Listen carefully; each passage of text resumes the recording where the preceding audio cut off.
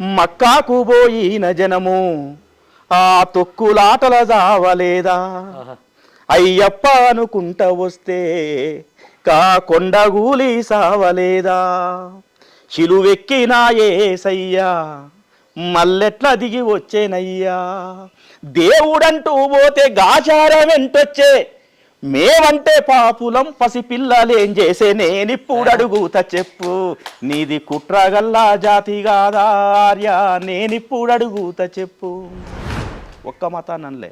అవును, ఎవరైతే అంటే మతాలు జనహితం కోసం అని అనుకున్నాం కానీ మతాలు ఎప్పుడైతే అని జనాన్ని హతమార్చేటువంటి ప్రయత్నంలో ఉన్నారో ఒక కూడి ఉన్నటువంటి సమాజం మధ్యలో కుమ్ములాటలు పెట్టే ప్రయత్నం చేస్తున్నదో అది మతమైనా కులమైనా మనిషి అయినా ఆ వాడు ఈ సమాజానికి చేటు చేస్తున్నటువంటి వాడే.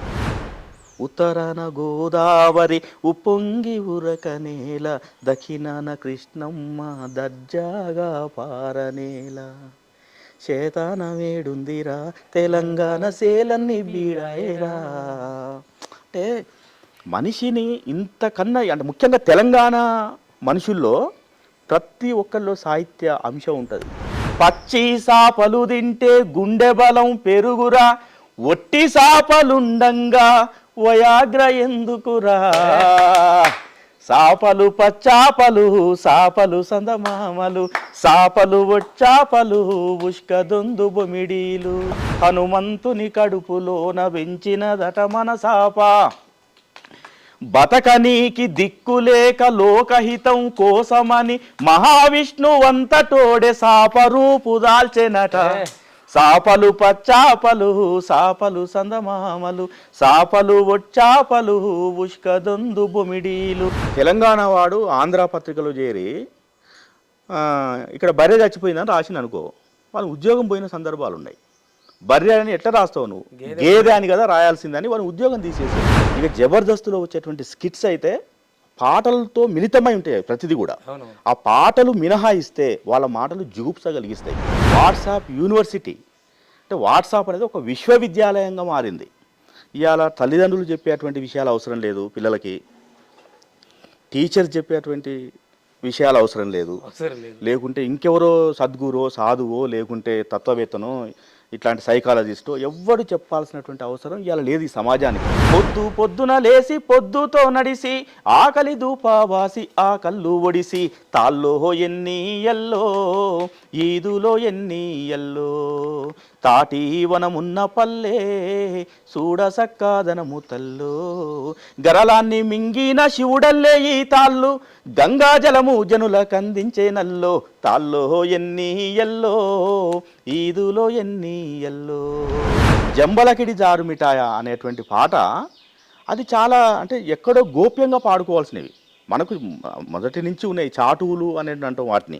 అంటే చాలా క్లోజ్డ్ సర్కిల్స్లో లేకుంటే కొన్ని అట్లాంటి సందర్భాల్లో ఒక నలుగురు ముందు ఐదుగురు ముందు పాడుకునేటువంటి పాటలు అవన్నీ. వాడు వస్తాడా అని వన్నె చీర కట్టుకుంటేని వాడు రాకపోతే మలిసిపోయిలా పెట్టుకుంటేని. జానపదులు కొన్ని వేల సంవత్సరాలుగా మనకు అందిస్తున్నట్టు ఒక వారసత్వ సంపద. ఈ సంపదని మనం వాడుకోవాలి అంతే. ఇది జానపదులదని జానపదులది జానపదుల పాట జానపదం జానపద గీతం అని వదిలేయి. జానపదం అని అంతే. వాళ్ళకి అంటే అంత జ్ఞానపదం ఉండాలి కదా జానపదం. సినిమాలో ఇప్పుడు బలగం సినిమాలో ఆయన దేని గురించి పంచాది? మూలుగ బొక్క కాడ పంచాది. అది నీ మనసులో ఉన్నప్పటికీ దాన్ని ఎట్లా చెప్తావు? ఇప్పుడు చావు దృశ్యాన్ని అసలు చిత్రీకరించొద్దు, మనం దాన్ని సినిమా చేస్తున్నాం. అంటే తెలంగాణ కల్చరు ఇంత ఇంత ఇంత ఇంత ఇక్కడ ఈ సిల్లి విషయానికి కొట్టుకునేది అనే అంటే తెలంగాణ వాళ్ళు ఇట్లా ఉంటారా అని. అంటే వీళ్ళు కళ్ళు తాగుతాడు, వీడు గంజి తాగుతాడు, వీడు మూగబొక్క కాడ కొట్టుకుంటాడు. ఇది కాదు కదా మన culture. Hi hello welcome to Vihari news. ఈరోజు మనం నల్గొండలో తెలంగాణ ఉద్యమ రచయిత ప్రజా గాయకులు ఒక రకంగా ప్రజా వాగ్గేయకారులు అంబటి వెంకన్న గారితో ఉన్నాం. అన్న నమస్తే. నమస్తే అన్న. తెలంగాణకు ముందు ప్రజల కోసం ప్రజల పాట ప్రజాపాటగా నడిచిన మీ కలం తెలంగాణ వచ్చిన తర్వాత అంటే అది సర్కారు ఇచ్చిన గౌరవం కావచ్చు లేదా ఎట్లన్నా కళాకారులు ఉన్నారు కదా సాంస్కృతిక సారథిగా. సో పెన్నును అణిచిపెట్టినట్టు అనిపిస్తుందా? పెన్నునే అణిచిపెట్టలేదు. తెలంగాణ రాష్ట్రం అంటే ఎప్పుడైతే తెలంగాణ ఉద్యమం మొదలైందో ప్రధానంగా 2001లో టీఆర్ఎస్ పార్టీ స్థాపించిన తర్వాత 2014 వరకు ప్రతి పిలుపుని అందుకొని పనిచేసినాం.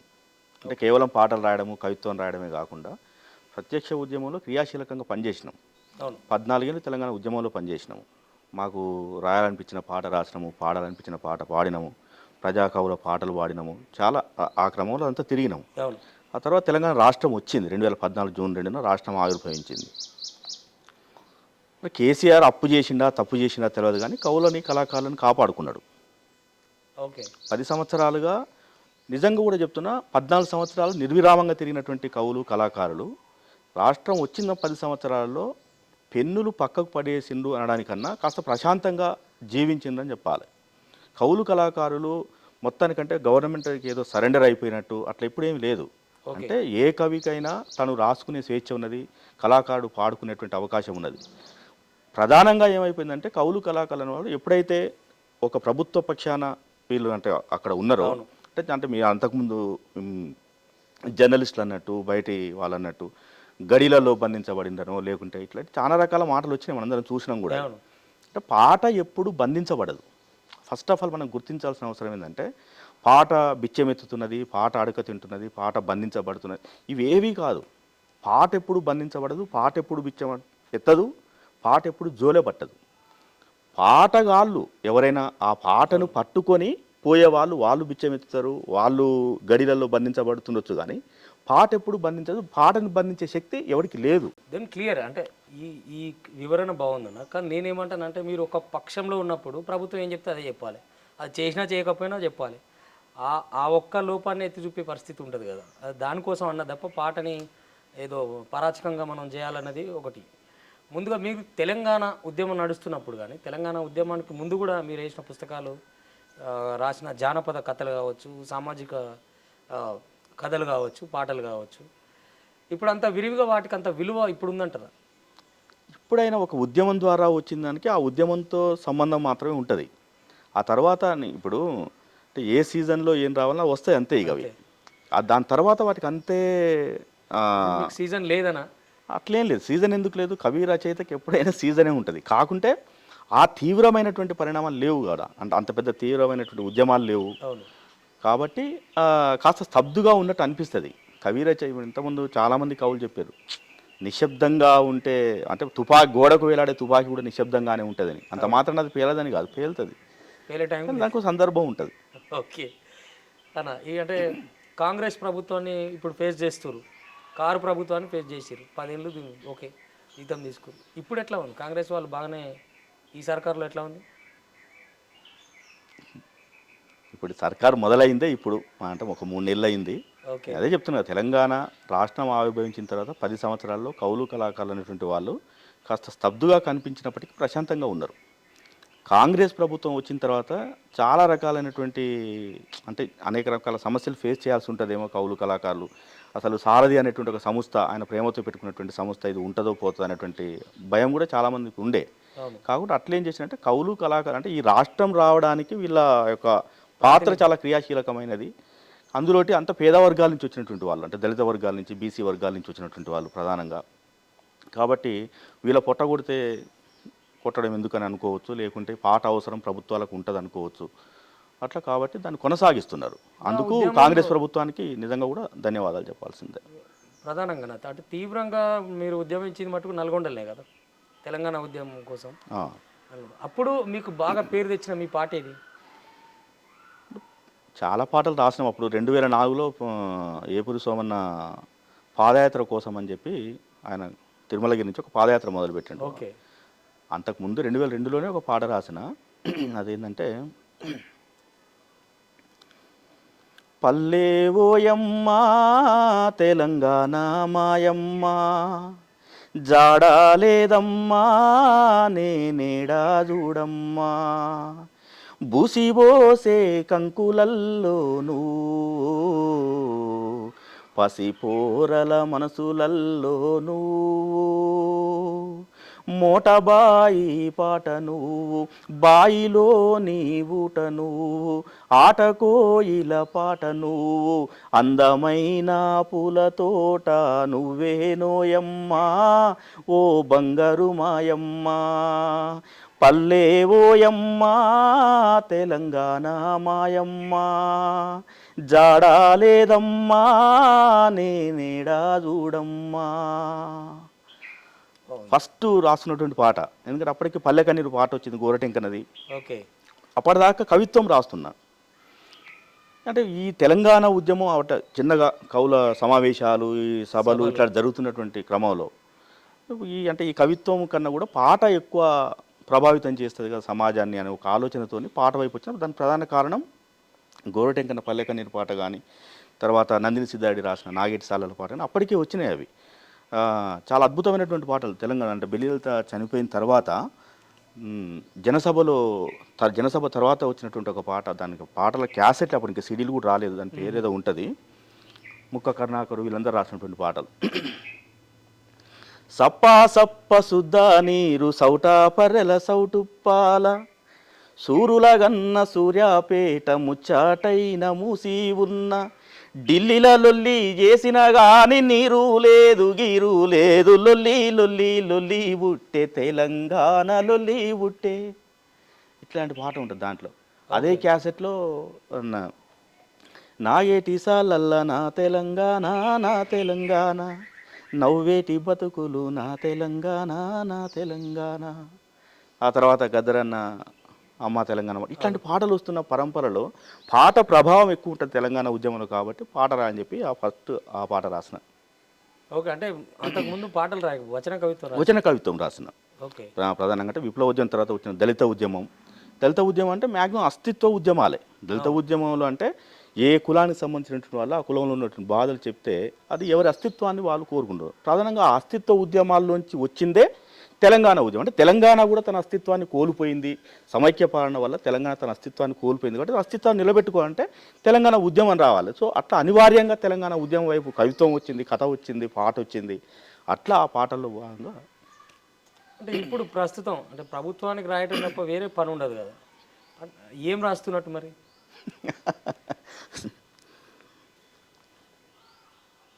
ప్రభుత్వం ఏమైనా సంక్షేమ పథకాలు ఉంటాయి వాళ్ళకు, అంతే. అంటే ఏ ప్రభుత్వం వచ్చినా కూడా ఏ ఒక సంక్షేమ పథకాలు ఉంటాయి. ఆ సంక్షేమ పథకాలకు సంబంధించి ఎన్ని పాటలు రాస్తాం మహా అంటే, అయినా కూడా వాళ్ళకు అంటే సంక్షేమ పథకాల యొక్క సారాంశం జనానికి చేరే వరకు రచయితలుగా మా పని మేము చేస్తూ ఉన్నాం, అవి రాస్తూ ఉన్నాము.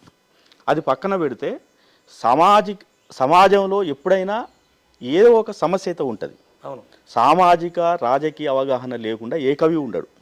సో ఆ సామాజిక రాజకీయ చైతన్యంతో సమాజాన్ని చైతన్యం చేసిన పాటలు రాస్తుంటాం.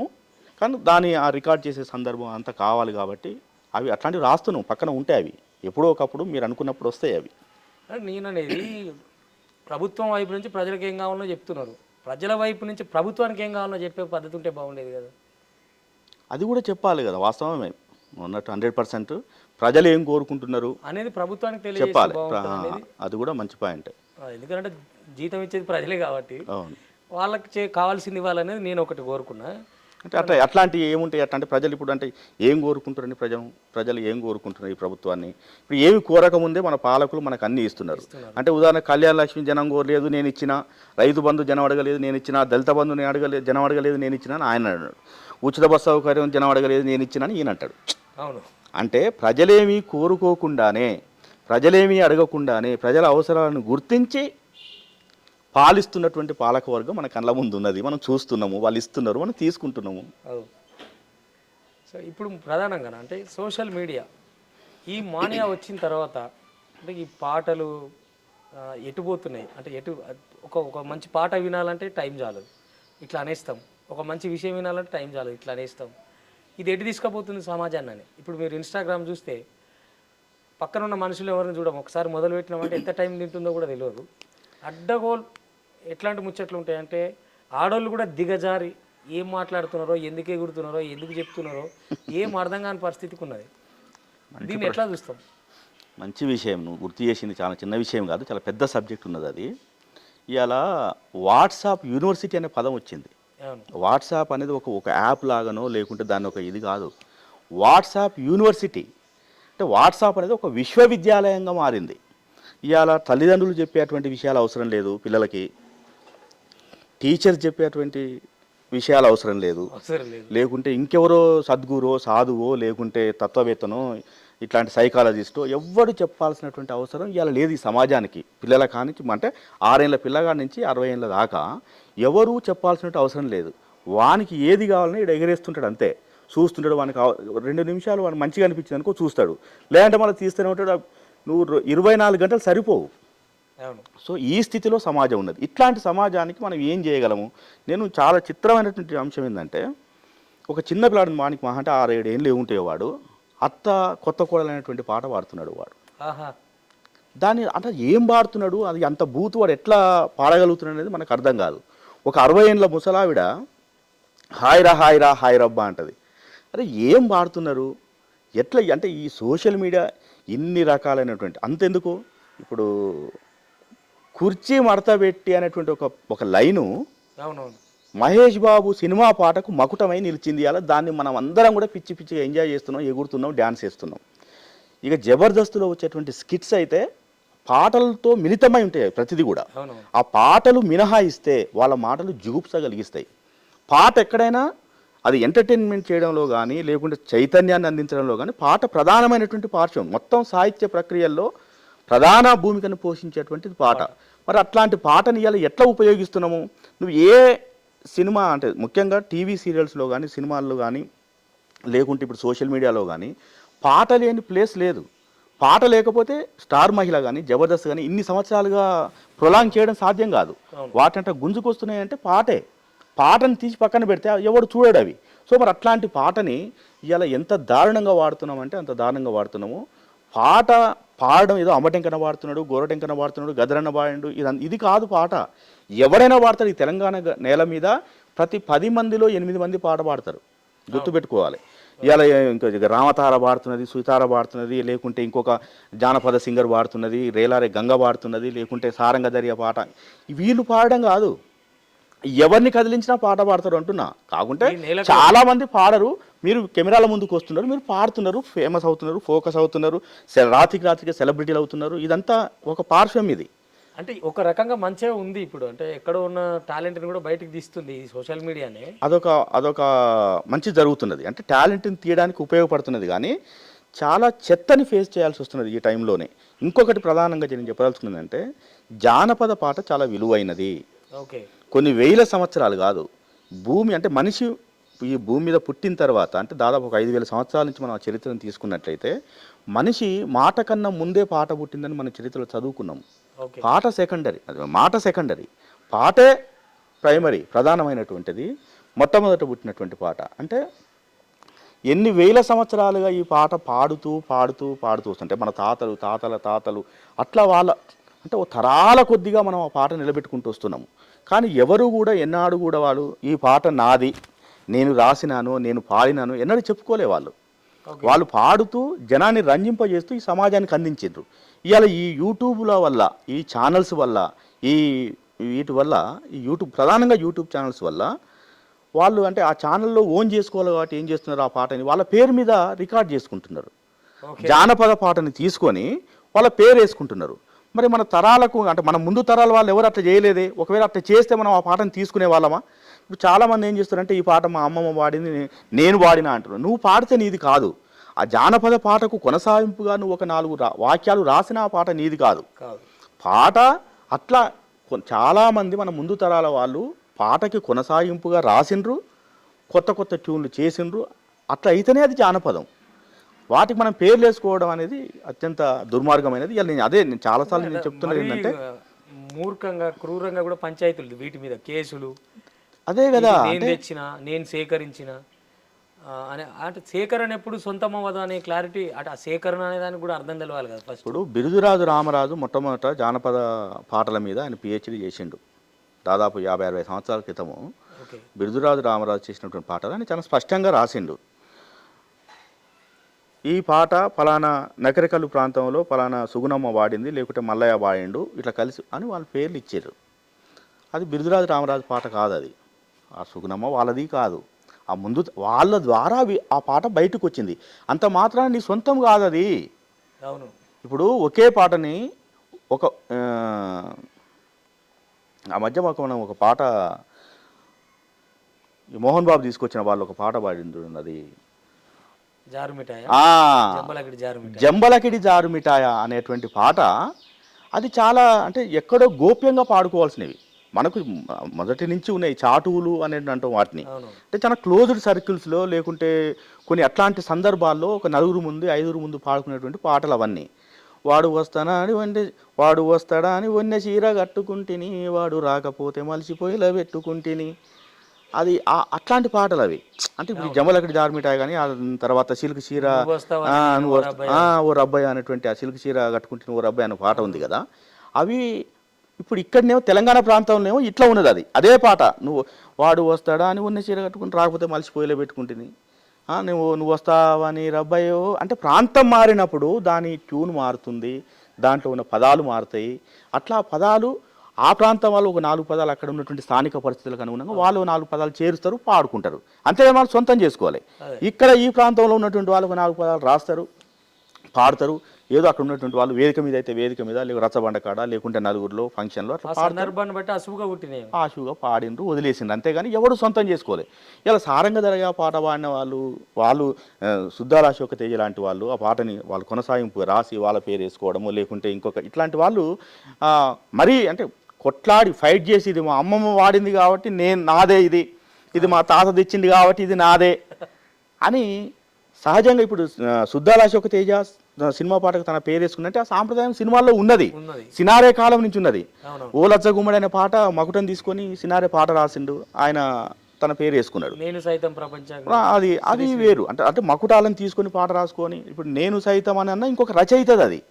ఇప్పుడు సారంగ దర్యా కానీ ఓలచ్చ గుమ్మడి కానీ వీళ్ళు కనిపెట్టిన పదాలు కావు అవి. ఇట్లాంటివి చాలా ఉన్నాయి అవన్నీ. అయినా కూడా సినారే కన్నా ముందు నుంచి కొసరాజు సముద్రాలు ఇట్లాంటి వాళ్ళు కూడా అప్పుడు వాళ్ళకి వేరే గత్యంతరం లేదు, జానపదాలు తప్ప. విప్లవోద్యమం మొత్తం విప్లవోద్యమంలో పుట్టిన పాటలన్నీ జానపద బాణీలే ఒకటి చెప్పాలంటే. అవును. సో అట్లా మరి జానపద బాణీలన్నీ విప్లవోద్యమంలోకి వచ్చినాయో విప్లవోద్యమ కవులు వాళ్ళు కూడా పాటకు పేరేసుకోలే. విప్లవోద్యమ కవులు వాళ్ళంతా ఒక టీముగా పెట్టుకొని శశిమిత్ర మండలను, జననాట్య మండలను ఇట్లాంటి పేర్లు పెట్టుకున్నారు తప్ప ఇది పలానా గద్దర్ రాసిండు, బి నరసింహరావు రాసిండని ఎక్కడ చెప్పలే వాళ్ళు. ఇవాళ పాటకు పేరేసుకునే సంప్రదాయం విప్లవ కవుల్లో కూడా లేదు. ఆ తర్వాత ఏమైపోయింది, పాటకు మేమెందుకు పేరు వేసుకోకూడదని చెప్పేసి వాళ్ళు పేర్లు వేసుకున్నారు. మరీ ఇప్పుడున్నటువంటి పరిస్థితుల్లో అయితే జానపద పాటల్ని యాజ్ ఇట్ ఈజ్గా తీసుకొని 1-2 పదాలు చేర్చి ఏదో ఒక దగ్గర రాగం గుంజి సొంతం చేసుకుంటున్నారు.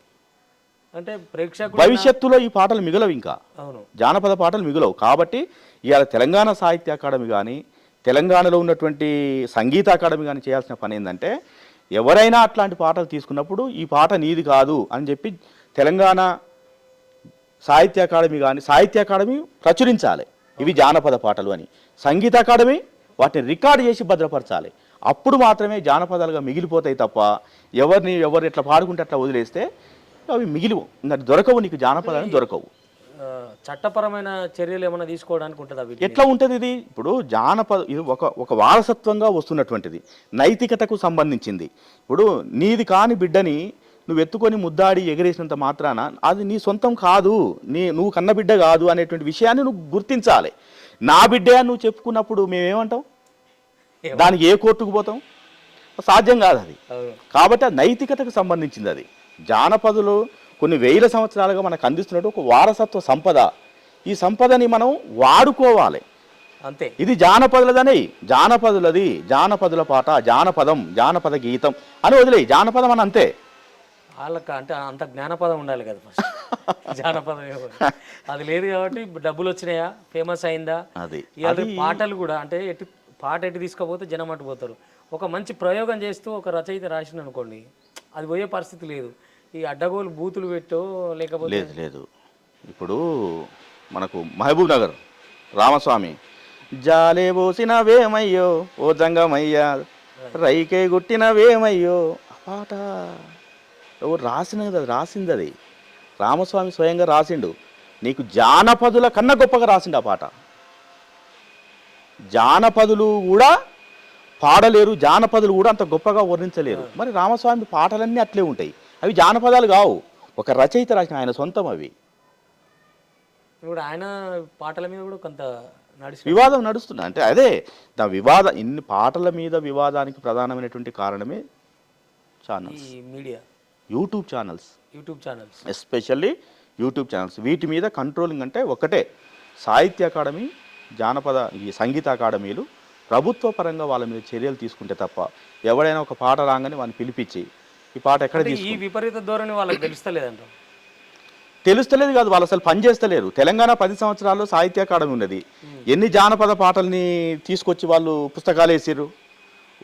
వాళ్ళ సొంత పుస్తకాలు వేసుకున్నారు తప్ప సాహిత్య అకాడమీలో ఉండి వాళ్ళ సొంత పుస్తకాలు వేసుకున్నారు. కానీ జానపదలకు సంబంధించినటువంటిది కానీ, లేకుంటే ఈ చరిత్రలో కనుమరుగవుతున్నటువంటి చరిత్రకారులు కానీ, సాహిత్యకారులను కానీ, రాజకీయ ప్రముఖులను కానీ వాళ్ళు ఎన్ని పుస్తకాలు తెచ్చిండ్రు? చాలా తక్కువ. సంగీత అకాడమీ అయితే అసలు అసలు అది ఎందుకు పెట్టిరో కూడా తెలియదు. ఇప్పుడు ఏదైనా ఒకటి అకాడమీ తీసుకొచ్చినామంటే ఆ అకాడమీ పనిచేయాలి, అకాడమీలు పనిచేయాలి, చేయాలి. ఇప్పుడు సంగీత అకాడమీ ఏం చేయాలి ఇంతకు? అసలు వాళ్ళకి తెలుసా సంగీత అకాడమీ అనేది? ఇదే జానపద పాటల్ని గుర్తించి రికార్డు చేసి భద్రపరచాలి. సాహిత్య అకాడమీ జానపదలకు సంబంధించిన సంపదని గుర్తించి పుస్తకాలు వేయాలి. అప్పుడు మాత్రమే మిగిలిపోతాయి అవి, భవిష్యత్ తరాలకు మనం అందించగలుగుతాము. లేకుంటే పాటలన్నీ ఎవరికి వాళ్ళు సొంతం చేసుకున్నారు. ఇప్పటికే ప్రధానమైనటువంటి పాటలన్నీ పోయినాయి. అది ఒక పంచాయతీ. ఇప్పుడు ఈ మధ్యలో వేదికల మీద కళాకారులు తిట్టుకునే ఒక ధోరణి కూడా గట్టిగా స్టార్ట్ అయింది. ఒకరంటే ఒకరు విమర్శించుకోవడం కానీ, వేదిక సాక్షిగానే అంటే వాళ్ళ లోపల ఉన్న ఆవేదన ఆక్రందనో వెలిబుచ్చటం, అది కొంత ఆధిపత్య భావజాలంతో వచ్చినటువంటి అంశమే అది. అంటే కవులకు సహజంగా తన సమకాలీన పట్ల ఒక రకమైనటువంటి ఈర్ష్య, ద్వేషం ఉంటుంది. అది ఎట్లాంటిది అయి ఉండాలంటే ఆ క్షణానికి అబ్బా వీడు ఇంత గొప్ప పాట రాసిండే అనేటువంటి ఒక ఆలోచన ఉన్నప్పటికీ ఆ తర్వాత తనని అప్రిషియేట్ చేయాల్సినటువంటి అవసరం ఉంటుంది. ఇప్పుడు మన కవులల్లో ఎవరికైనా ఏదైనా ఒక మంచి పదవి వచ్చింది అనుకుందాం, లేకుంటే ఒక అవార్డు వచ్చింది అనుకుందాం, మనం వాళ్ళని అప్రిషియేట్ చేయాల్సిందే కదా కదా. ఇప్పుడు ఒక పదవి ఇచ్చినంత మాత్రాన వాడి కవిత్వం పనికి రాకుండా పోదు, పదవి తీసుకున్నంత మాత్రాన కవిత్వం పనికి రాకుండా పోదు, ఆ పాట పనికి రాకుండా పోదు. లేకుంటే పదవులు తీసుకోకుండా ఉన్నటువంటి వాళ్ళు గొప్ప వాళ్ళు ఏమీ కాదు. ఎందుకంటే ఎవరి జీవితం వాళ్ళది అంటున్నాను నేను. ఇంత స్టార్టింగ్లో చెప్పిన పాట బతికిస్తుంది, పాటే భిక్షమేస్తుంది, పాటే నిన్ను బంధ విముక్తిని చేస్తుంది. అంతేగాని పాటను ఎవరు బంధించలేరు. పాటని పట్టుకొని నువ్వేమవుతావో నువ్వు ఆలోచించాలి. పాటను పట్టుకున్నటువంటి వాళ్ళు, పాటని భుజాన మోస్తున్నటువంటి వాళ్ళు ఏమవుతారో ఎటు పోతారో అది వాళ్ళకు సంబంధించినటువంటి విషయం, కానీ అది పాటకు సంబంధించినటువంటి అంశం కాదు. పాట ఎప్పటికైనా పాటే, ఎప్పుడైనా పాటే. అంటే ప్రధానంగా ఇప్పుడు కొన్ని పుస్తకాలు వేసిరు మీరు, ఒక రచయితగా ఉన్నారు, రచయిత కమిటీలో కూడా ఉన్నత స్థానంలో ఉన్నారు. తెలంగాణ రచయిత వేదిక జిల్లా అధ్యక్షుడిగా పనిచేసిన, తెలంగాణ మేధావుల ఫోరం జిల్లా అధ్యక్షుడిగా ఉన్న, తెలంగాణ ఉద్యమంలో దాదాపు అంటే ఇట్లాంటి చిన్న చిన్న సంఘాలతో పాటు జేఏసీ, ఈవెన్ టీఆర్ఎస్ పార్టీ పిలుపు, ఇవన్నీ కూడా చాలా క్రియాశీలకంగా చాలా దగ్గర ఉండి పనిచేసిన, చాలా పుస్తకాలు కూడా వేసిన, సభలు పెట్టిన స్వయంగా. తెలంగాణ సాహిత్య పాఠశాల అని చెప్పి అప్పట్లో గద్దరన్న, బి నరసింగరావు, జయధీర్ తిరుమలరావు, అందశ్రీ అన్న ఇట్లాంటి వాళ్ళందరినీ కూడా పిలిచి సభలు పెట్టిన, చాలా సభలు పెట్టిన, సమావేశాలు చేసిన. అక్కడి నుంచి ఇప్పుడు ఒక సాధారణ కళాకారుడిగా పల్లెకు పోయి పాట పాడాలి ఇట్లా అంటే ఏమనిపిస్తూ ఉంటుంది?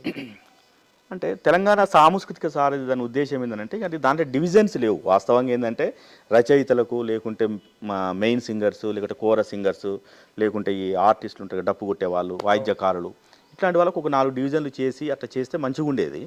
ఇప్పుడు కొంతమంది రచయితలు కూడా అంటే ఇక కొన్నిసార్లు ఊళ్ళలో తిరిగినాం. అంటే ప్రారంభంలో జిల్లా ఇన్ఛార్జీలుగా, జిల్లా బాధ్యులుగా ఉన్నప్పుడు ఊళ్ళలో తిరిగినాము, పాడినాము. కానీ ఇక కొంత వెసులుబాటు కలిగింది ఆ తర్వాత సరే రచయితలుగా కొంత గౌరవించడము ఉన్నది. అంటే ఇప్పుడు తెలంగాణ అంటే కాంగ్రెస్ ప్రభుత్వం వచ్చిన తర్వాత ఇంకా మళ్ళా దానికి సంబంధించిన చైర్మన్ కానీ, లేకుంటే ఇంకా దానికి ఒక రూపకల్పన ఏమి రాలేదు. అది జరుగుతుంది. పిలిచి మాట్లాడిరు, సమస్యలు సాల్వ్ చేయాలనుకో, సమస్యల పరిష్కారం కోసం మంత్రులను కలిసినాము. వాళ్ళు కూడా చాలా సానుకూలంగా స్పందించారు. ఇప్పటి వరకు ఇంతకుముందు 2-3 నెలల జీతాలు ఆగుతూ ఉండేది, కానీ ఇప్పుడు అట్లా ఏం లేదు. కంటిన్యూగా వాళ్ళు చెప్పిండుగా జూపల్లి కృష్ణారావు కూడా అంటే దీనికి అంటే కల్చరల్ మినిస్టర్ కూడా ఓకే. మీకు జీతం రాకపోతే నేను జీతం తీసుకోను అని గట్టి వాగ్దానం చేసిండు ఆయన. దాని ద్వారా కొంచెం ధైర్యంగానే ఉన్నారు సారథి కళాకారులు. కానీ కొంత బయట కళాకారులు కూడా అంటే కొంత అప్పుడు మిస్ అయినటువంటి వాళ్ళకు కూడా కొంత ఇంకొక 300-400 జాబులు, ఒక 500 వరకు జాబులు పెంచి వేస్తే కూడా బయట ఉన్నటువంటి వాళ్ళకు కూడా మంచిది. ఒక 1000 మందిని పెంచిన ఫిట్మెంట్ సంబంధించింది అప్పుడు ఆ ప్రభుత్వం అది ఇంకేమి రాలేదు. అంటే ఆ గవర్నమెంట్ ఇవ్వలేదు, ఈ గవర్నమెంట్ ఇవ్వలేదు. దాదాపు 2015 అంటే దాదాపు 9.5-10 సంవత్సరాలుగా ఒకే జీతానికి పనిచేస్తున్నటువంటి ఉద్యోగులు ఎవరైనా ఉందంటే వాళ్ళు సాంస్కృతిక సారథి కళాకారులే. మరి ఈ ప్రభుత్వాన్ని అయినా మీరు ఉద్యోగ అడిగినాం ఈ అంటే ఖచ్చితంగా ఒక కనీసం 40,000-45,000 చేయండి. ఏకమొత్తం తాత్కాలికం అంటున్నారు కాబట్టి ఆ ఏకమొత్తాన్ని ఒకేసారి 45,000 అట్లా చేసుకుంటే మంచిది. లేదు అంటే మీరు మాకు పీఆర్సీ వర్తింపజేస్తే ఆ పీఆర్సీ ప్రకారమే మన 32,000 అవుతుందా, 33,000 అవుతుందా, అట్లా పీఆర్సీ ప్రకారం అన్న పెంచండి. లేదంటే ఒకేసారి ఇంత అమౌంట్ అన్నట్టు చేస్తే మంచిగా ఉంటుందంటే మాట్లాడతాం, ముఖ్యమంత్రితో మాట్లాడతాం, చేస్తామని చెప్పారు. అట్లే ఈ మధ్య మీడియాలో వచ్చిన అంటే మీకు బాగా నచ్చి ఈ పాట భలే ఉందే అనుకున్నది ఏమైనా ఉందా? అంటే ఈ సోషల్ మీడియాలో వస్తున్నటువంటి పాటలు ఇప్పుడున్న ప్రజెంట్ సిచ్యువేషన్లో నచ్చేది ఏమన్నా తగిలిందా? ఈ కుర్చీ మడత పెట్టాలని కాకుండా అట్లాంటి పాటల్ని మనం ఫస్ట్ ఎంకరేజ్ చేయొద్దు. ముఖ్యంగా చెప్తున్నా కదా, ఈవెన్ జబర్దస్త్ స్కిట్లో ఏం మాట్లాడుతున్నాం. ఒకప్పుడు అశ్లీల పోస్టర్లు ఇట్లా ఒక పోస్టర్, సినిమా పోస్టరు దాని మీద కొంచెం బూతు కనపడితే అనేక ఉద్యమాలు పుట్టేది. ఒక బస్ ఛార్జీ, ₹1 బస్ ఛార్జీ పెరిగితే రోడ్ల మీద బస్సులు తిరిగేవి కావు. అశ్లీల పోస్టర్లని నిషేధించాలని చెప్పి మహా ఉద్యమాలు జరిగినాయి. ఏదన్నా ఒక నిత్యావసర వస్తువులకు ఒక చిన్న పావులో ఆటానో ₹1 పెరిగితే పెద్ద పెద్ద ఉద్యమాలు వచ్చేది. వస్తున్నాయా ఇప్పుడు ఎక్కడైనా అవి ఉద్యమాలు? అంటే అశ్లీలమే నీ అరచేతిలో ఉన్నది కాబట్టి దాని గురించి మర్చిపోయారు జనం. తర్వాత ఈ పెరుగుతున్న ధరలు ఇవన్నీ ఎవరు పట్టించుకోవట్లే. అంటే మనిషి జీవన ప్రమాణ స్థాయి కూడా పెరిగింది, మనం దాన్ని తక్కువ అంచనా వేయడానికి లేదు. తెలంగాణ రాష్ట్రం వచ్చిన తర్వాత మనిషి యొక్క జీవన ప్రమాణ స్థాయి పెరిగింది, ఖర్చు పెట్టే శక్తి పెరిగింది. సో అంటే మనిషి కొంత అంటే కేసీఆర్ దావతులను బాగా ఎంకరేజ్ చేస్తాడు కదా, దానికి కొంచెం ధైర్యం వచ్చింది తెలంగాణలో. ఇప్పుడు తెలంగాణ సినిమా అంటే కూడా దావత్ దావత్ దావత్ అనే పరిస్థితి వచ్చింది. అది కూడా తెలంగాణ కల్చర్ని ఎవ్వరు ఎక్కడ కించపరిచినా దాన్ని క్షమించొద్దు. ఈవెన్ బలగం సినిమాలో, ఇప్పుడు బలగం సినిమాలో ఆయన దేని గురించి పంచాది? మూలుగ బొక్క కాడ పంచాది. అది నీ మనసులో ఉన్నప్పటికీ దాన్ని ఎట్లా చెప్తావు? ఇప్పుడు చావు దృశ్యాన్ని అసలు చిత్రీకరించొద్దు, మనం దాన్ని సినిమా చేస్తున్నాం. అంటే తెలంగాణ కల్చరు ఇంత ఇంత ఇంత ఇంత ఇక్కడ ఈ సిల్లి విషయానికి కొట్టుకునేది అని అంటే తెలంగాణ వాళ్ళకి ఇట్లుంటారా అని. అంటే వీళ్ళు కళ్ళు తాగుతాడు, వీడు గంజి తాగుతాడు, వీడు మూలుగ బొక్క కాడ కొట్టుకుంటాడు. ఇది కాదు కదా మన కల్చర్ ఇది కాదు కదా. ఇప్పుడు బతుకమ్మ అనేటువంటి ఒక గొప్ప ఎక్కడ ప్రపంచంలో ఎక్కడా లేనటువంటి దాన్ని తెలంగాణలో ఎందుకు చేస్తున్నాము? బతుకమ్మ అది పువ్వులతోని, అంటే తను బతకాలే, ఇతరులను బతికించాలి, అది అన్నా చెల్లెల మధ్య ప్రేమ ఇట్లా ఒక గొప్ప తాత్విక నేపథ్యంతో ఇక్కడ పండుగలు కానీ పబ్బాలు కానీ లేకుంటే ఇక్కడ ఉన్నటువంటి సామెతలను ఒకసారి పరిశీలిస్తామని తెలుస్తుంది. సో అట్లా మరి ఇంత గొప్ప కల్చర్ని అంత దిగజార్చి చూపించడం అనేది అది కరెక్ట్ కాదు. తెలంగాణ భాష, బిత్తిరి సత్తి మాట్లాడే భాష తెలంగాణ భాష, లేకుంటే ఇంకొక సావిత్రి మాట్లాడే భాష తెలంగాణ భాష. అది వాడు స్పష్టంగా చెప్పిండు. ఆ క్యారెక్టర్ బిత్తిరి సత్తి అని ఒక క్యారెక్టరు. ఆ బిత్తిరి భాష, అది బిత్తిరి భాషని తెలంగాణకు అప్లై చేయలేము. అదేవిధంగా ఇంకొక కరీంనగర్ మాండలికమో లేకుంటే అచ్చిల్లు అంటున్నాము. అచ్చిల్లు అనేది అసలు ఏం పదం? భాషా సాంస్కృతిక శాఖలో పనిచేసే వాళ్ళు కూడా అచ్చిల్లా అంటే అది ఎట్లా మాట్లాడతావు నువ్వు? మనకంటూ ఒక ప్రామాణిక భాషను కూడా తయారు చేయాలి. ఇలా నల్గొండ వాళ్ళు మేము మా చింతలాగిరన్న మాట్లాడుతున్నాడు, నేను మాట్లాడుతున్నా, ఇక్కడ మా కంచర్ల భూపారెడ్డి మాట్లాడతాడు, ఇట్లా నాయకులు మాట్లాడుతున్నారు. ఎవరైనా అట్లా మాట్లాడుతున్నారా? నువ్వు మాట్లాడినావు ఇంతసేపు, అట్లా మాట్లాడుతున్నావా? నీ ఇంట్లో మాట్లాడుతున్నావు, అట్లా మాట్లాడుతున్నావా? గటెందుకు పోయినావురా, గిటెందుకు, గాడికి ఎందుకు పోయినావు అంటున్నావా? ఎక్కడన్నా అంటలేవు కదా, అక్కడికి ఎందుకు పోయినావు అని అంటున్నావు. సో అట్లా మరి గటెందుకు పోయినావు, గిటెందుకు, అచ్చిల్లా అనేది ఏం పదం? ఇప్పుడు ఆ రోజు జయశంకర్ సార్ అన్నాడు, అటు ఇటు కాని భాషను మనకు అలవాటు చేసిరు ఆంధ్ర వాళ్ళని చెప్పేసి ఆయన చాలా ఒక డిక్షన్ ఇస్తే దాన్ని మనం చెప్పుకుంటూ తిరిగినాం. అదంతా కూడా తెలంగాణ ఉద్యమంగా రూపుగట్టింది అది. సో మరి ఇవాళ తెలంగాణ రాష్ట్రం 10 ఏళ్ళు అయింది, మనకంటూ ఒక ప్రామాణిక భాష లేదు. మరి సాహిత్య అకాడమీ ఆ పని చేయాలి కదా. సాహిత్యకారులందరినీ దగ్గర కూర్చోబెట్టుకొని వాళ్ళతో చర్చలు చేసి తెలంగాణకు ప్రత్యేక నిఘంటు ప్రత్యేక భాషని ఇప్పుడు కరీంనగర్లో ఒక భాష మాట్లాడతాడు, మహబూబ్ నగర్లో ఒక ప్రతి 40 కిలోమీటర్లకు ఒక పదం 30 కిలోమీటర్లకు ఒక మాండలికం ఉంటుంది, మారుతూ ఉంటుంది, భాష మారుతూ ఉంటుంది. మరి ఇన్ని భాషల్ని మనం కథల్లో ఓకే, నవలల్లో ఓకే, పాటల్లో కూడా ఓకే, కానీ నీకు పుస్తకాలు రాసినప్పుడు అంటే పుస్తకాలు ఇచ్చినప్పుడు అంటే ముఖ్యంగా పత్రికలు, టీవీలు అంటే భాషనండి పాఠ్య పుస్తకాలు లేకుంటే సినిమా, సీరియల్, టీవీ ఇట్లాంటి వాళ్లకు మనం ఒక ప్రామాణికమైనటువంటి భాషను ఇవ్వాలి. ప్రామాణిక భాష లేకపోతే నీకు భాష అంతా గందరగోళం అవుతుంది, గజిబిజి గందరగోళం అవుతుంది. బిత్తిరి సత్తి మాట్లాడే భాష తెలంగాణ అవుతుంది, ఇంకొక సావిత్రి మాట్లాడేది తెలంగాణ భాష అవుతుంది, లేకుంటే ఇంకొక సినిమా వాళ్ళు ఏదో తీసి వాళ్ళేదో వాడు సగం ఆంధ్ర సగం తెలంగాణ రాయలసీమ కలిపి వాడు తెలంగాణ భాష కింద సినిమా తీస్తున్నారు, హిట్లు కొడుతున్నారు. ఇప్పుడు హీరోలంతా అదే అలవాటు అయింది వాళ్ళు. సో ఇప్పటికీ కూడా తెలంగాణ భాషని రకరకాలుగా వాడుతూ ఉన్నారు. సో ఇట్లాంటి పదాలని మనం ముఖ్యంగా పత్రికల్లో అట్లాంటి వాటి చేయాల్సినటువంటి అవసరం అయితే ఉన్నది. ఇప్పుడు పత్రికల్లో చదివేది అందరు చదివేదే కదా పత్రిక. అదే పత్రిక ఇప్పుడు ఒకప్పుడు తెలంగాణ వాడు ఆంధ్ర పత్రికలో చేరి ఇక్కడ బర్రె చచ్చిపోయిందని రాసింది అనుకో, వాళ్ళు ఉద్యోగం పోయిన సందర్భాలు ఉన్నాయి. బర్రె అని ఎట్లా రాస్తావు నువ్వు, గేదె అని కదా రాయాల్సిందని వాళ్ళు ఉద్యోగం తీసేశారు. ఎవరు జయశంకర్ సార్ చెప్పింది ఈ విషయము. బర్రె అంటే గేదె అని రాయాలని పత్రిక ఒక ఇన్స్ట్రక్షన్ ఉంది కదా. మరి అట్లా తెలంగాణ భాషకి ఎందుకు ఉండదు? తెలంగాణ రాష్ట్రానికి అట్లాంటి ఇన్స్ట్రక్షన్స్ ఎందుకు ఉండవు? అచ్చిల్లు అనకూడదు, మనం వచ్చిండు అనో, వచ్చినాడు అనో, ఇప్పుడు అచ్చిల్లు అంటున్నావు, అచ్చిల్లా అంటే వచ్చిండు అనే దానికి, వచ్చింది అనే దానికి స్పష్టమైనటువంటి స్త్రీలింగము పురుషలింగం అని కనిపిస్తుంది మనకు. ఓకే, వచ్చింది అంటే స్త్రీ అని, వచ్చిండు అంటే పురుషుడు అని.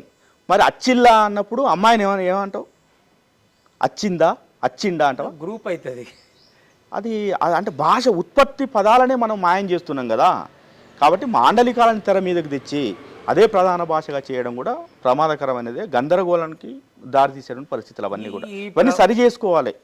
అవును, ఇది మీరు అంటే అధికారికంగా ఎవరికి చెప్తే బాగుంటుందో వాళ్ళకు, అందుకే మీకు చెప్తుంటుంది. అంటే ఎక్కడైనా కాస్త ప్రచారంలో ఉండాలి కదా. అంటే నేను ఇట్లన్నా అవతల వాళ్ళు ఇంకెవరైనా అడిగినప్పుడు అవును మేము అచ్చిల్లానే అంటాము అని అన్నప్పుడు దానికి ఆయన ఏం చెప్తాడు. సో ఈ డిస్కషన్ అంతా జరగాలి.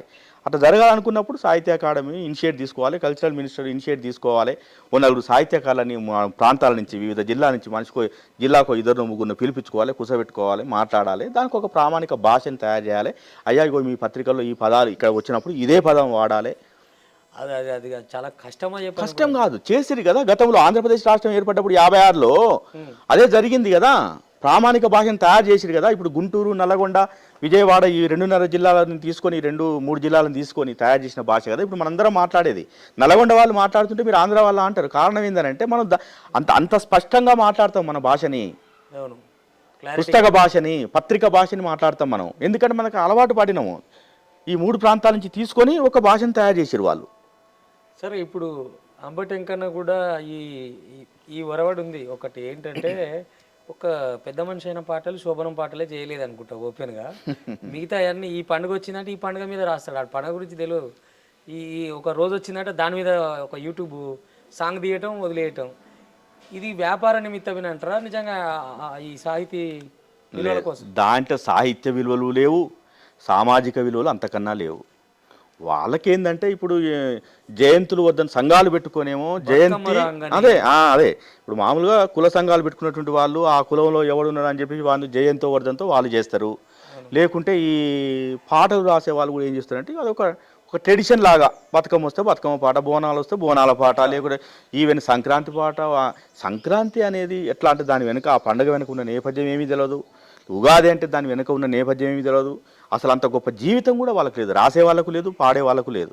ఒక పాట రాయాలంటే ఆ జీవితాన్ని అనుభవించాలి, లేదంటే ఆ జీవితం దగ్గరికి రచయిత వెళ్ళాలి. అంటే ఉదాహరణకు ఇప్పుడు గోరటెంకర సంత పాట రాస్తే సంత మొత్తం తిరిగి రాసుకొచ్చినట్టు ఆయన పాట.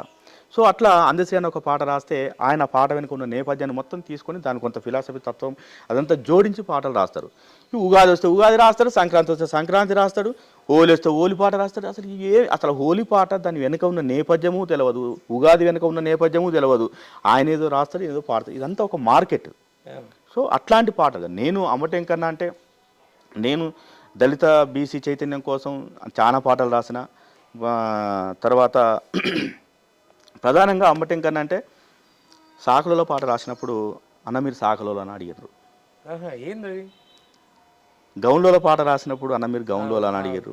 గొల్లోల పాట రాస్తే అన్న మీరు గొల్లోల అని అడిగారు. బెస్తోల పాట రాస్తే అన్న మీరు బెస్తోల అని అడిగారు. అంటే ఏ కులానికి పాట రాసినా నేను ఆ కులంతో అంటే మిళితమైపోయి ఆ కులం అంటే అదే నా కులం అన్నంతగా దాన్ని అంటే తాదాత్మ్యం చెంది రాసిన్నా అని నేనే ఆశ్చర్యపడేలాగా వాళ్ళందరూ అడుగుతుంటే నాకు చాలా సంతోషం అనిపించింది. మరి ముఖ్యంగా మన అంబటం కన్నా ఏందనంటే సరే ఒక బెస్త కులంలో జన్మించినటువంటి బెస్తల కోసం పాటలు రాసినటువంటి వాడు. సో మరి గౌన్లోల కోసం పాట రాసినప్పుడు కూడా అట్లా అన్నప్పుడు అది ఆనందమే కదా.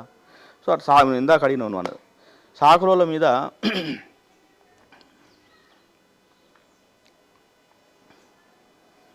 ఊరికంతా ఆడపిల్లమ్మ సాకాలి తల్లి ఉత్త సేతుల బతుకు నీదమ్మా. ఊరికంతా ఆడపిల్లమ్మ సాకాలి తల్లి ఉత్త సేతుల బతుకు నీదమ్మా. పొద్దు పొద్దున లేసి నీవు నత్తగుల్లై తిరుగుతావు, నిద్రలేవని ఇంటి ముందల సుప్రభాతం వాడుతావు. పోరగాళ్ళ పీతి గుడ్డలు పెద్ద మనసుల మురికి బట్టలు ప్రేమతో నీ మూటగట్టి సీదరించక ఉతుకుతావు. చేతి కష్టం చెమట సుక్క చెరువు నీటిలో గలుస్తుంటే కంటి నిండా గంగ వంగిందా సాకాలి తల్లి, ఇంటి నిండా కరువు బండిందా సాకాలి తల్లి. ఇట్లాంటి అంటే సాకలి జీవితాన్ని మొత్తం చెప్పుకుంటూ పోయినటువంటి పాట. కళ్ళు పాట. తర్వాత ఇదే సాగుల మీద ఇంకొక మంచి పాట అది కూడా సల్లని సెల ఏటి గుణము సకల సేవలు చేసినాము, సంబరంగా మనుషులంతా ఒక్క తీరుగా బతికినాము. సాకిరంట గట్టి మనని సాకలోడని పిలిచినా, మనువు మాయాగాడువాడు ఎవడురా, మా నుదిటి రాత రాయగా వాడెవడురా. వీరభద్రుని అంశమీదని పురాణాన్ని చెప్పినారు, పూర్వజన్మల పాప ఫలము సాకిరేవును ఇచ్చినారు. నిందలేని పైన మోపి రామకథను నడిపినారు, నిప్పులేదొక్కంగ సీత ముక్కున వేలేసుకున్నారు. కట్టు కథలను చెప్పి ముంచెనురో తిప్పరాజు కాలు జై గట్టేసిపోయెనురో. విన్నావా? రీల్ క్యాసెట్లలో వినేది, పుస్తకాల్లో చూసేది. అక్కడి నుంచి వచ్చిన ఇది ప్రజానాట్య మండలికి కదా మీరు ఇచ్చింది? ప్రజానాట్య మండలికి. అవును, ఈ క్యాసెట్లలో విన్నా. కానీ మీ కళ్ళు పాట బాగా ఫేమస్ కదా? కళ్ళు పాట అంటే బాగా ఫేమస్. దాని కార్టూనిస్ట్ శంకర్ అన్న బొమ్మలు ఇస్తే అది దాని మొత్తం పాట మొత్తం ఒక. అది ఏ సందర్భంగా రాయాల్సి వచ్చింది అట్లా? కళ్ళు పాట కూడా అంటే సిపిఎం మన వాళ్ళు గీత కార్మిక సంఘం వాళ్ళు అన్న ఒక పాట మాకు ఇట్లా ఒక వర్క్షాప్ నడుస్తున్నది, మీరు రావాలంటే అప్పుడు తెలంగాణ ఉద్యమంలో బాగా సీరియస్ అయినా 2005-06 ఆ ప్రాంతంలో. అంటే ఈ గీత కార్మిక సంఘం నేత కార్మిక సంఘం ఇట్లా కాదన్నా గౌళ్ళు అనేటువంటి కాన్సెప్ట్లో రాస్తా నేను అంటే, సరే అట్లనే రాదు నువ్వు రావు వర్క్షాప్కి అయితే రా అన్న అంటే పోయినా నేను సుందర విజ్ఞాన కేంద్రం అప్పుడు. పోయి దాదాపు అంటే బస్సులో పోయేటప్పుడే దాన్ని ఏలో ఎన్ని ఎల్లో ఏలో ఎన్ని ఎల్లో తాటి వనం ఉన్న పల్లె చూడ సక్కదనము తల్లో అనుకుంటా ఒక 10-15 చరణాలు రాసుకొని పోయినా నేను. 10-15 చరణాలు బస్సులోనే రాసుకుంటూ పోయి అక్కడ మళ్ళీ ఇంకొక దానంతా కొంచెం ఫెయిర్ చేసి ఒక వాక్మెన్ రికార్డ్ ఇస్తే దాంట్లో రికార్డ్ చేసి ట్యూను అదంతా పెట్టి వాళ్ళకి ఇచ్చేసి వస్తే క్యాసెట్ వచ్చిన తర్వాత దాంట్లో ఈ పాట లేదు. అవునా? ఎందుకు లేదు అడిగినా అన్న ఏంది మరి ఈ పాట ఎందుకు పెట్టలేదు అంటే ఏమన్నా మరి ఆ స్టేట్ సెంటర్ వాళ్ళు ఏం జరిగిందో ఏమో దాన్ని చేయలేదు అన్నారు. అప్పుడు వేరే ఇంకొక మిత్రుని చెప్తే ఆయన మనం చేద్దాం లేదు దీన్ని అని చెప్పి ఆయన భుజాన్ని వేసుకొని ఆ పాట రికార్డ్ చేసిండు. కాకుండా ఆయన దాన్ని వ్యాపారాత్మకంగా మార్చుకొని అక్కడక్కడ నా పేరు కూడా రచయిత పేరు కూడా వేయకుండా తర్వాత ఇది చాలా చేసిండు అవి దాని మీద. సో ఆ తర్వాత దాన్ని మళ్ళీ కరోనా టైంలో కొన్ని చరణాలు యాడ్ చేసి ఒక 100 చరణాల పైన రాసి దాన్ని పుస్తకం వేసినాం. శంకరన్న బొమ్మలు వేస్తే 100 చరణాల పైన ఓన్లీ తాటి కళ్ళు మీద తాటి చెట్టు తాటి జీవితం మిగతా సమాజం అంతా కలుపుకొని రాసినటువంటి పాట అది. ముప్పొద్దులా గీత బెట్ట అడవి తల్లికి పెద్ద బిడ్డ,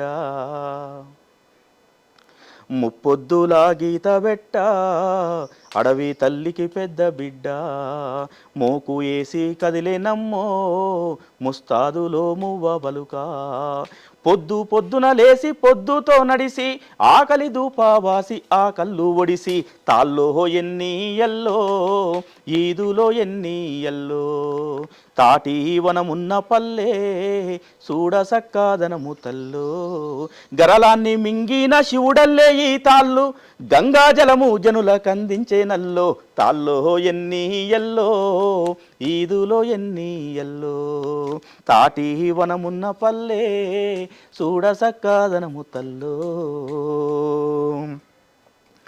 సుట్టపోడు ఇంటికొస్తే మాట నిలబెట్టేది కళ్ళు ఆడపిల్లాలైనా గాని బతిలాడి పోసేది కళ్ళు అమ్మవారు పోసి ఆరమ్మ గోసయ్యి అల్లాడిపోతుంటే కళ్ళొంపి మొక్కేది తాల్లో ఎన్ని ఎల్లో. Super super.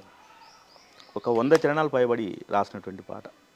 దాదాపు 40-50 చరణాలు రికార్డింగ్లో ఉన్నాయి, ఆల్రెడీ యూట్యూబ్లో ఉన్నాయి. ఈ ఒరవడి పోతుంది ఇప్పుడు నిజంగా. ఇప్పుడు రచయితల ఇంత లోతుగా వెళ్ళి జీవితాన్ని చూసి ఎక్కడెక్కడ దాని అవసరం ఉంది అనేది స్పృశించేంత ఇప్పుడు ఇట్లాంటి అంటే అమ్మటెంకన లాంటి రచయితలు లేకుంటే చింతల యాదగిరి లాంటి ఇట్లాంటి రచయితల అవసరం ఈ సమాజానికి లేదు. ముఖ్యంగా సమాజం ఇట్లాంటి వాళ్ళ కోసం చూసేటువంటి పరిస్థితి కూడా లేదు. ఎందుకంటే ఇంత పెద్ద ఈ ఎగరేసే చెత్తలో ఇవి దొరకవు, కనపడవి. ఈ ఎగరేసే చెత్తలో కష్టం అన్నమాట. ఎన్ని ఎగరేస్తానో ఇది ఎక్కడో వస్తుంది కదా. ఇప్పుడు మామూలుగా హైరాబ్బా అని వాడితేనో కుర్చీ మారితే పెడితేనో లక్షల్లో పోతుంది తెల్లారి. ఇన్ని లక్షల మందిలో అమ్మటెంకర చింతల యాదగిరి ఏడ దొరకాలి నీకు? కష్టం. ఎవరో ఒకరు అవి లక్షలలో ఉంటాయి, 100లలో ఉంటాయి. ఎక్కడో ఒకటి తగులుతుంది అంతే. ఎక్కడో కొంత సామాజిక స్పృహ ఉన్న వాళ్ళు ఎక్కడో తగిలినప్పుడు అప్పుడు వాడు మనం వెతుకుంటూ ఇప్పుడు నువ్వు ఎట్లా వచ్చినావు, రాచకొండ రమేష్ ఎట్లా వచ్చినా అట్లా ఎవరో ఒకరు తర్వాత చరిత్రలో అరే అంబటెంకన అంటోడికి ఇక్కడ ఉండేదట కదా, ఈ యాదగిరి అంటోడికి ఇక్కడ ఉండేదట కదా అని చెప్పి వెతుక్కుంటూ వచ్చి చెత్తలోనే నిక్షిప్తం అయితే ఉన్నాయి. ఆ మట్టి పొరల్లో నిక్షిప్తం అయితే తీయాలి అవి. ఇప్పుడు కళ్ళు గొప్పతనం, గౌడు జీవితం ఇదంతా చెప్పారు. కళ్ళుకు అంచుకుండే గొప్పతనం కూడా మీరే చెప్పారు. మరి చేపల ముచ్చట కూడా చెప్పాలి కదా. కళ్ళు చేపలు కలిస్తే ఎట్లుంటుంది అంటే అన్ని కులాలు కలిస్తేనే ఊరైనట్టు, కొన్ని ఇవి కలిస్తేనే ఉంటుంది కదా. సో మీరు చేపల గురించి కూడా బాగా చెప్పారు, పాట రాసిర్రు. అది అంటే మన ప్రధానంగా మన ఆ వృత్తి నేపథ్యం నుంచి వచ్చినటువంటి వాళ్ళం కాబట్టి కళ్ళు మీద కూడా అంత గొప్పగా రాయడానికి కారణం ఏంటంటే కళ్ళుతో మనం అంత అంటే ఆ గౌడ్లతో ఉన్నటువంటి ఆ అనుబంధం ప్రధానంగా అంటే మన బావుల దగ్గర వాళ్ళు ఉండడము, వాళ్ళు చిన్నప్పటి నుంచి బొడ్డు గురుగుల కళ్ళు పోషిస్తే మంచిగా సపరించుకుంటూ కూర్చోవడము. సో అట్లా వాళ్ళ ఆ ఇండ్లలో పెరిగినట్టు అయిపోయింది అనమాట. సో అట్లా దాని మీద అంత ప్రేమగా రాసినాము. అట్నే సాకలు పొద్దున్నే వస్తే రోజు మా ఇంట్లో ఆమె సాకల అంజమ్మ అని ఉంటుంది, ఒక ఆమె అంజమ్మ. ఇట్లా అంటే ఇంకో రకంగా వస్తుంది. సో అంజమ్మ ఇంటికి వచ్చినప్పుడు నేను చిన్నప్పుడు ఆమె ఒక గుళ్ళలోంచి ఒక ముద్ద పెట్టేది నాకు, ఆరబెట్టాను ఉడుకుడుకు ముద్ద పెట్టేది నాకు. సో అట్లా అంటే వాళ్ళతో ఉన్నటువంటి అనుబంధమే అవన్నీ పాటలు. సాపలు పచ్చాపలు సాపలు సందమామలు సాపలు ఒచ్చాపలు ఉష్కదొందు బొమిడీలు బుడ్డ బరుక బుడద మట్ట బొచ్చెరవ్వు కొరమేను కొడిపె గండె జల్లలు కొంగ ముక్కు సాపలు బంగారు తీగలు మీసాల రొయ్యలు బంగారు తీగలు మీసాల రొయ్యలు మూడొంతుల నీటిని శాసించినగా సాపని పట్టుకొచ్చే విద్యను కనిపెట్టినోడు బెస్తరా సాపలు పచ్చాపలు సాపలు సందమామలు సాపలు ఒచ్చాపలు ఉష్కదొందు బొమిడీలు సృష్టిలోన మొట్టమొదట పుట్టినదట ఈ సాప హనుమంతుని కడుపులోన పెంచినదట మన సాప బతకనీకి దిక్కులేక లోకహితం కోసమని మహావిష్ణువంతటోడే సాపరూపు దాల్చెనట సాపలు పచ్చాపలు సాపలు సందమామలు సాపలు ఒచ్చాపలు ఉష్కదొందు బొమిడీలు పొద్దుకు 3 సార్లు సాపల కూరేసుకున్న పొద్దుకు 3 సార్లు సాపల కూరేసుకున్న విసుగన్నది రాక మనకు పూట పూట రుచి పెరుగు పచ్చి సాపలు తింటే గుండె బలం పెరుగురా ఒట్టి సాపలుండంగా వయాగ్ర ఎందుకురా సాపలు పచ్చాపలు సాపలు సందమామలు సాపలు వచ్చాపలు ఉష్కదొందు బొమిడీలు. మామూలు పోలిక కాదండి. ఒట్టి చేపలు ఉండగా ఎందుకు నీవు ఇది బంద్ చేసి అది తింటున్నావు? అది కదా, సమాజము తినాల్సింది తింటలేదు, తాగాల్సింది తాగుతలేదు, అనాల్సింది అంటలేదు. సో కాబట్టే ఇంత విచ్చలవిడితనం పెరిగిపోతుంది. సూపర్ అండి నిజంగా. అంటే ఈ విచ్చలవిడితనం అంటే ఈ ఈ ఈ మనుషుల మధ్య విచ్చలవిడితనంతో పాటు ఎంత cell phone university, WhatsApp university వచ్చినా ఈ అంతరాలు కూడా పోతలేవు. పోవు. ఎందుకంటే కొన్ని వేల సంవత్సరాలుగా మనుధర్మ శాస్త్రమను, లేకుంటే పురుష సూక్తాలను, వేదాలను, చతుర్వర్ణ వ్యవస్థను ఇదంతా మనం చెప్పుకోవడంతా కొన్ని సంవత్సరాలుగా మనం కూడా చెప్పుకుంటున్నాం దళిత బహుజనుల జీవితంలో. నేను కూడా అంటే నాకు కొంత ఈ భావజాలాన్ని వంటబట్టించుకున్న తర్వాత అంటే ఈ సమాజంలో ఏం జరుగుతుంది, ఇన్ని రకాల వైరుధ్యాలు ఎందుకు ఉన్నాయి, ఇన్ని రకాల కులాలు అసలు ఎట్లా, అసలు దీనికి అంత కారణం ఏంది అని అంటే అట్లా దాన్ని అంటే ప్రశ్నించాలి, దాన్ని అడగాలనేటువంటి కాన్సెప్ట్లో రాసినటువంటి మాట. ఎవడైతే ఈ దేశానికి ఆర్యుడుగా మధ్య ఆసియా నుంచి వచ్చినని చెప్పి మన పుస్తకాల్లో చదువుకున్నామో ఆ ఆర్యులు వచ్చిన తర్వాత ఈ సమాజాన్ని వాడు అంటే మంచి కోసం చేసిండా చెడు కోసం చేసిండా పక్కన పెడితే విభజన అయితే జరిగింది. సో నేనిప్పుడడుగుత చెప్పు నువ్వు దాసి పెట్టిన గుట్టు నిప్పు ఆర్యా, నేనిప్పుడడుగుత చెప్పు ఇన్నాళ్ళు గుండెల్లో గూడు గట్టిన బాధ డప్పు సప్పుడయ్యిద్దరు వేసేటప్పుడు నేనిప్పుడడుగుత చెప్పు నీది కుట్రగల్లా జాతి కాదా ఆర్యా, నేనిప్పుడడుగుత చెప్పు బ్రహ్మ సత్యమంటిరయ్యా జగతి మిథ్య అంటిరయ్యా శూన్యవాదం తెస్తిరయ్యా మాయవాదం పెడితిరయ్యా బౌద్ధంలో బ్రాహ్మలు చేరియాగం చేసి బుద్ధుడు మా విష్ణు రూపం అంటిరి కాదా నేనిప్పుడడుగుత చెప్పు నీది కుట్రగల్లా జాతి కాదా ఆర్యా, నేనిప్పుడడుగుత చెప్పు కొండల్లో బండల్లో రన్నా దేవుళ్ళ కాళ్ళు గాలుతుంటే రన్నా ఏడు కొండల ఎంకన్నా కొండలు ఎక్కి దిగేటప్పుడన్నా మనసు గరిగి మా దళిత జాతి ప్రేమ చేతుల్ని చెప్పులుగా చేసియలేదా నేనిప్పుడడుగుత చెప్పు నీది కుట్రగల్లా జాతి కాదా ఆర్యా, నేనిప్పుడడుగుత చెప్పు ఆర్యా త్రైవర్ణికంటూ వర్ణాలతో వేరు చేసి సూదరోళ్లను వీడదీసి పంచములను ఈసడించి కర్మకాండల్ని సృష్టించి భ్రమలెన్నో పుట్టించి నక్కాజిత్తుల ఏషం ఎందుకేసినట్టు నేనిప్పుడడుగుత చెప్పు నీది కుట్రగల్లా జాతి కాదా ఆర్యా, నేనిప్పుడడుగుత చెప్పు. సూపర్ సూపర్, మామూలు కడగలేదు. ఇన్ని రకాల వైరుధ్యాలు కల్పించిన తర్వాత కొన్ని వేల సంవత్సరాలుగా దీన్ని సమాజంలో ప్రచారం చేసిన తర్వాత ఇప్పటికిప్పుడు మనం కలవాలి, కొట్టాడాలి, చేయాలంటే అయ్యేది కాదు. ఇప్పుడు అయోధ్యకు పోవద్దంటే ఆగుతావా, తిరుపతికి పోవద్దంటే వింటావా, యాదగిరిగుట్టకు పోవద్దంటే వింటావా? నీ పని నీకున్నది. అవును. అంటే నేను అంటే ఇట్లా ఇట్లా కూడా చెప్పిన నేను ఏది అంటే ఇన్ని రకాల వైరుధ్యాల్ని కల్పించాలంటే ఒక హిందూ వ్యవస్థనే కాదు ఇక్కడ. అవును. నేను ఏం చెప్పినంటే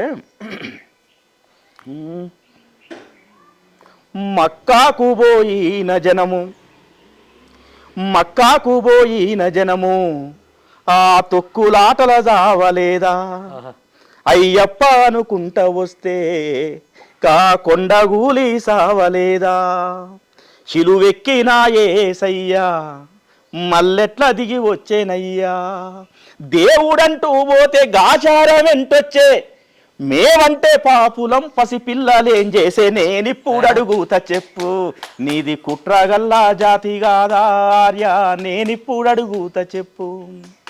ఒక్క మతాన్ని అనలే. అవును.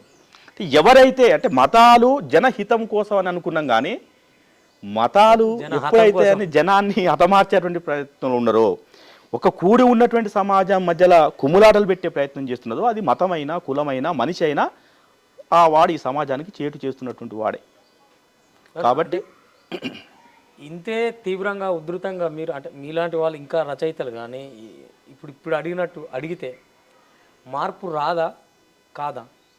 ఖచ్చితంగా సమాజం మీద సాహిత్య ప్రభావం ఖచ్చితంగా ఉంటుంది. ఇలా సినిమా, టీవీ, సెల్ ఫోన్ తర్వాత ఈ పాట అంటే మనిషి ఎవరైనా రచయితలు, అవును, జర్నలిస్టులు వీళ్ళందరూ కూడా సమాజాన్ని ప్రభావితం చేసేటువంటి వాళ్ళే. ఇలా చింతలేదగిరన్న రాసినటువంటి పాట కానీ, గోరటి వెంకన్న రాసినటువంటి పాటలు కానీ, ఇప్పుడు గోరటి వెంకన్న, అందశ్రీ ఇట్లాంటి వాళ్ళ పాటలు తెలంగాణ ఉద్యమాన్ని ఎంత ప్రభావితం చేసినాయి. అవును. చూడు తెలంగాణ సుఖ నీరు లేనిదానా, నా గోడు తెలంగాణ, బతుకు పాడైన వీణ. అదే నా గోడు తెలంగాణ బతుకు పాడైన వీణ, ఉత్తరాన గోదావరి ఉప్పొంగి ఉరకనేల, దక్షిణాన కృష్ణమ్మ దర్జాగా పారనేల, చేతాన వేడుందిరా తెలంగాణ సేలన్ని బీడాయేరా. అంటే మనిషిని ఇంతకన్నా అంటే ముఖ్యంగా తెలంగాణ మనుషుల్లో ప్రతి ఒక్కరిలో సాహిత్య అంశం ఉంటుంది. సాహిత్యాన్ని మనం అంటే రాసే వాళ్ళము పాడే వాళ్ళము కాదు, వినేవాళ్ళు దాన్ని చదివే వాళ్ళు లేనప్పుడు మేము రాయడం ఇదంతా దండగా కదా.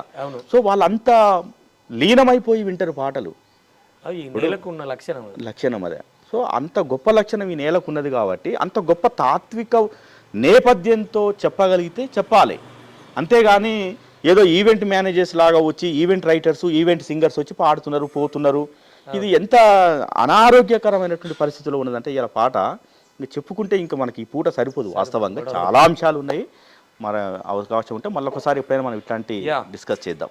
తప్పకుండా అన్న. నిజంగా అంటే ఇవాళ మీ నుంచి ఒక మంచి డెబ్యూట్ అని కావచ్చు, ఒక చర్చ అయితే నడిచింది. ఇది మా విహారీ న్యూస్ నుంచి రేపు ఇంకా ఈ సాహితీకారుల పట్ల కానీ ఈ సమాజం పట్ల కానీ బాధ్యత ఉన్న వాళ్ళు ఖచ్చితంగా ఈ వేదికను ఆశ్రయిస్తారని మీరు కోరుకున్న ఒక వేదిక ఇటువంటిది ఇంకోటి నడవాలని మనస్ఫూర్తిగా కోరుకుంటున్నాను. అండ్ పాట ప్రభావం ఎప్పటికీ పాటే ప్రభావితం చేస్తుందని బల్లగుద్ది చెప్పారు. పాటతోటే మీరు ఉండాలి, ప్రశ్నతోటే మీరు ఉండాలని కోరుకుంటూ నమస్తే.